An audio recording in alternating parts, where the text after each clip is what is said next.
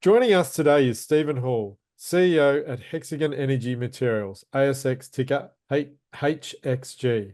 Welcome, Stephen. You've just announced an offer of gas supply for the project. Can you tell us more about the offer and what this means for the company? Sure, and nice to see you this morning, Simon. Look, gas supply is a key part of our project, and our strategy has been to secure our gas supply from a portfolio of 2 to 4 producers.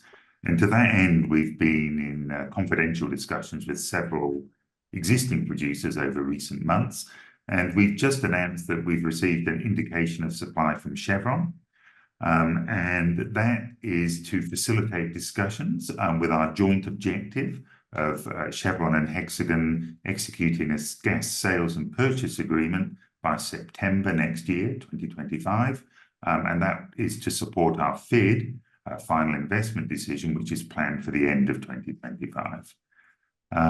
The indication contains confidential indicative commercial terms.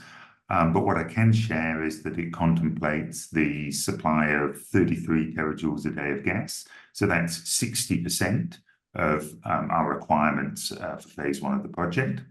And it covers an initial supply period of 10 years with a potential extension for a further 5. And in terms of what it means, the project is, well, it's a very significant step forward in the development of WAH2. It demonstrates the growing confidence in the viability of the clean ammonia business in Australia and its ability to supply the market competitively. It assists us in progressing our other preliminary commercial agreements, so for additional gas supply, CO2 sequestration, infrastructure, access, offtake, and equity participation. And of course, all of this moves us towards FEED entry at the end of 2024, which we see as a significant revaluation point for the company. That is a significant milestone, Stephen.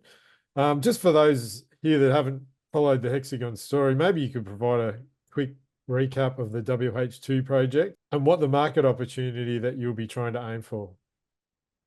Sure. So our WAH2 project will use natural gas and carbon capture and storage, so CCS, to make 600,000 tonnes a year of clean ammonia. And when I say clean ammonia, I mean ammonia with a very low emissions intensity. We are using proven technology because this gives us cost, schedule, and risk advantages over electrolysis-based projects. We are locating our project in the Maitland Strategic Industrial Area in the Pilbara region of WA. And that's because this provides us access to gas supplies, CCS, water, and importantly, to an existing deep water port at Dampier.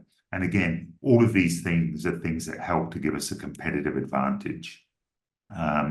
We plan to enter FEED, front-end engineering and design, at the end of 2024 and take our final investment decision, FID, at the end of 2025. And that would take us to first production at the end of 2028. In terms of markets, we're focusing on 2. Firstly, displacing coal in Japanese and South Korean thermal power stations. And displacing coal is a key part of their government's decarbonisation strategy, and they've set targets for the import of clean ammonia. And there are government's incentives available to support long-term offtake contracts, which are, of course, important in underwriting our project. It's a very substantial market. 20 million tonnes of clean ammonia we expect to be required in Japan alone by 2035. And they are keen for supply before 2030. The second market is displacing marine fuel oil and diesel in bulk carriers. You might know that iron ore exports from WA are the largest tonnage marine trade route in the world. And the International Maritime Organization has set aggressive targets for decarbonisation of shipping.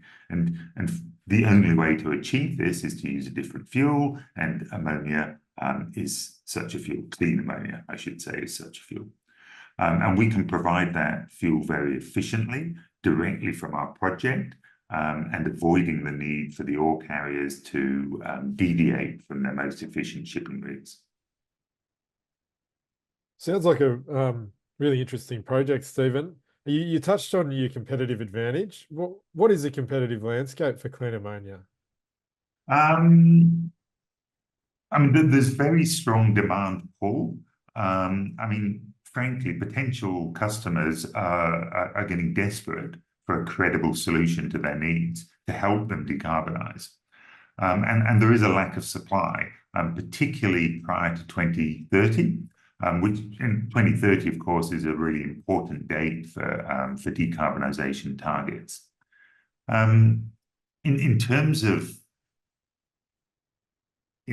sort of satisfying that demand, customers are increasingly technology agnostic, and so they don't prescribe a particular manufacturing method for clean ammonia. Rather, they just want to know two things: what's the emissions intensity of the product, and how much is it going to cost? And in fact, this is the case with governments too when it comes to incentives. For incentives such as the Japanese government's supply chain incentives, for example, or the Australian government's proposed hydrogen production tax incentive. And I guess security of supply is also an important factor.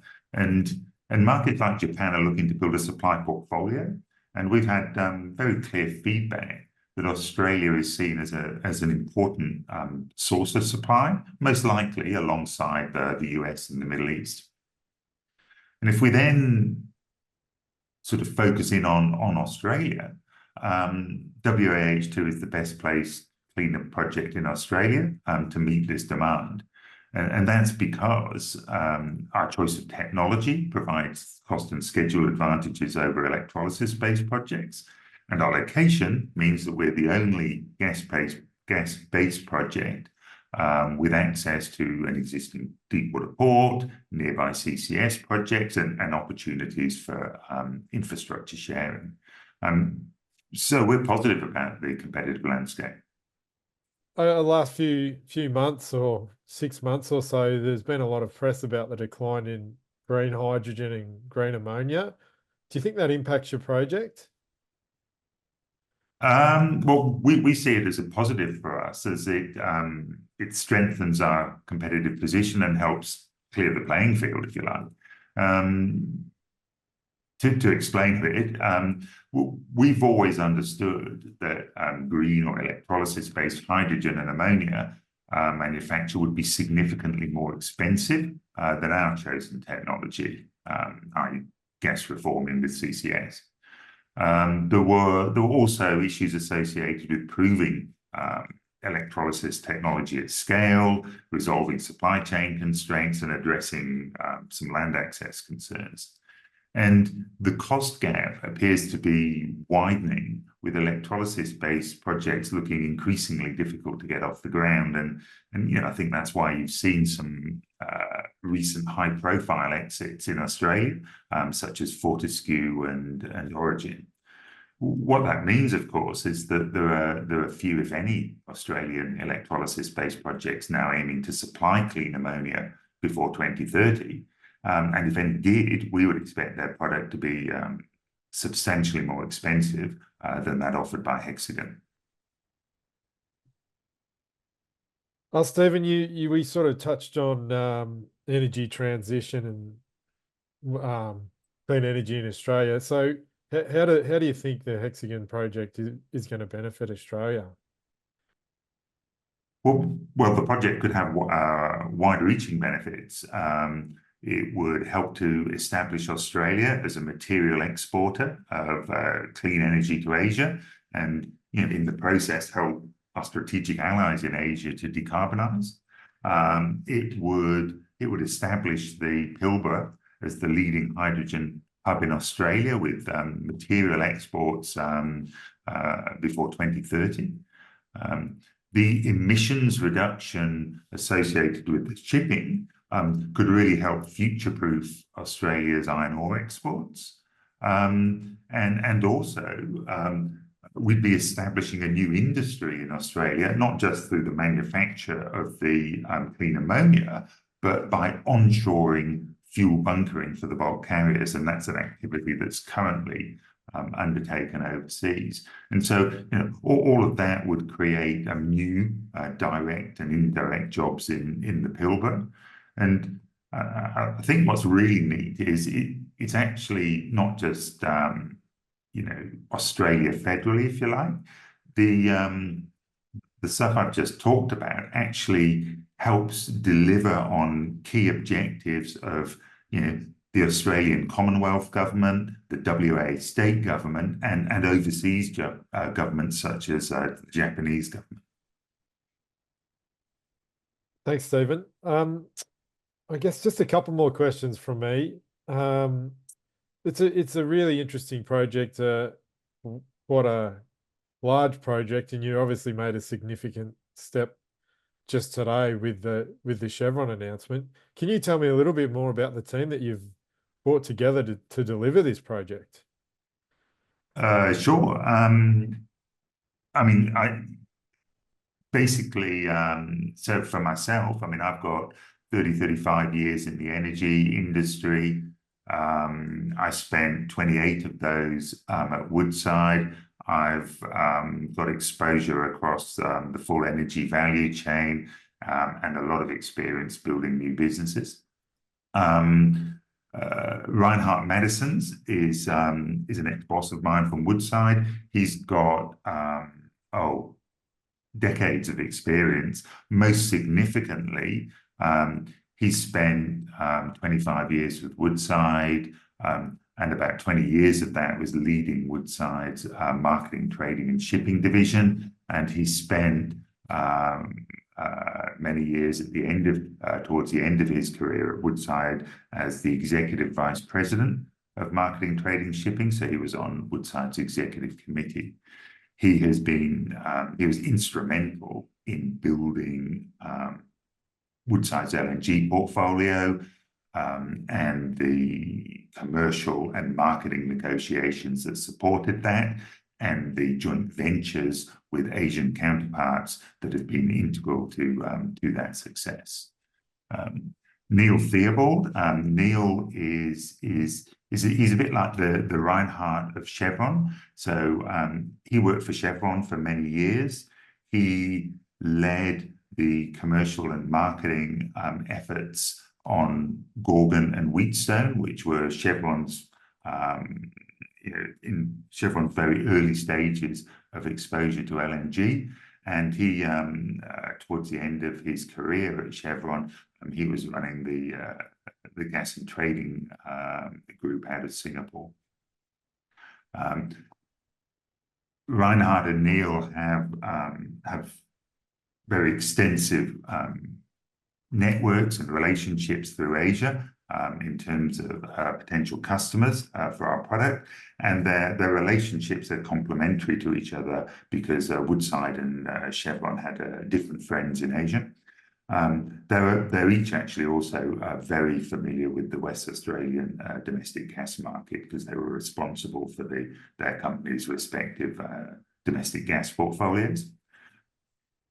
Liz Sully is a risk engineer by background, and for the last 25 years, she's been specialising in regulatory approvals in the Australian landscape. So she has a very deep knowledge of the process and strong relationships with experts in the field and the regulatory network.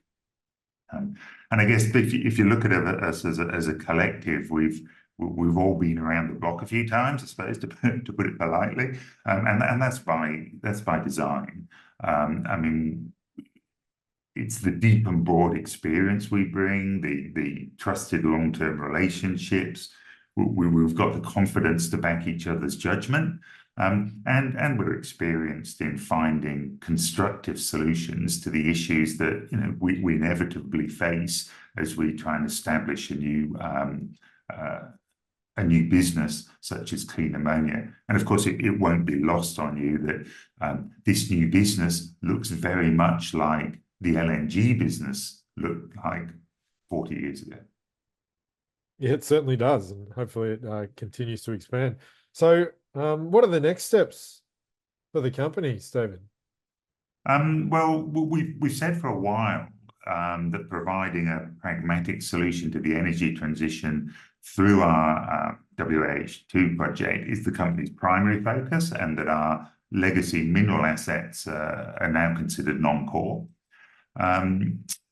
The momentum of WAH2 is increasing significantly, and that's evidenced by the Chevron indication for gas supply, our key terms agreement for water supply, the bunkering MOU, and the progress we're making on our other commercial discussions. And of course, all of that is a work, and that's nearing completion now. So with this increasing momentum, we are looking to rebrand and reposition the company to more appropriately reflect our focus. And you can expect to hear more about that in the coming weeks. Okay, and so what's the timing for the progress of the project? Well, I guess we covered that earlier, but to recap, we plan to enter front-end engineering and design at the end of 2024, take a final investment decision at the end of 2025, with first production targeted for the end of 2028, in time to help our customers meet their 2030 decarbonisation targets. And each of those milestones, the first of which is feed entry, we see as significant revaluation points for the company. Thanks very much for your time today, Stephen. I look forward to following you with a lot of interests. Thanks, Simon. It's a pleasure chatting to you.